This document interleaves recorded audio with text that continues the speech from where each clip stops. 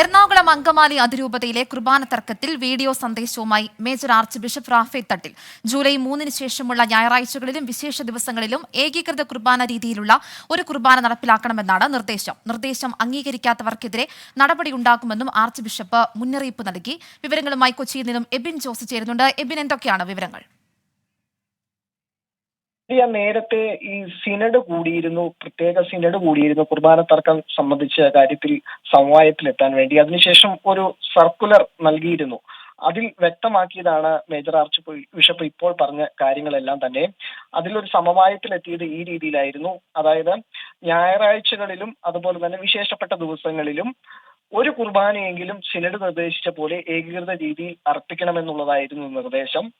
ഇത് നടപ്പിലാക്കാത്ത അല്ലെങ്കിൽ ഇത് പാലിക്കാത്ത വൈദികർക്കെതിരെ നടപടി ഉണ്ടാകും, സഭാ നിയമപ്രകാരമുള്ള നടപടികൾ എടുക്കുമെന്നുള്ളത് നേരത്തെ നൽകിയ സർക്കുലറിൽ പറയുന്നതാണ്.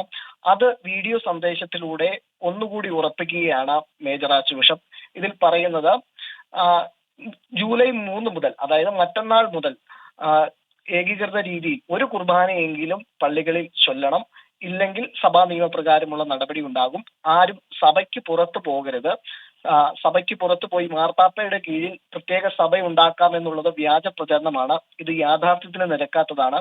എല്ലാ അൽമായരും അതുപോലെ തന്നെ വൈദികരും സഭയോട് ചേർന്ന് നിന്ന് സഭയെ അനുസരിക്കണമെന്നുള്ള നിർദ്ദേശമാണ് ഈ വീഡിയോ സന്ദേശത്തിലൂടെ അവസാനമായി ഇപ്പോൾ മേജർ ആർച്ച് ബിഷപ്പ് നൽകിയിരിക്കുന്നത്. ആൻമരിയ.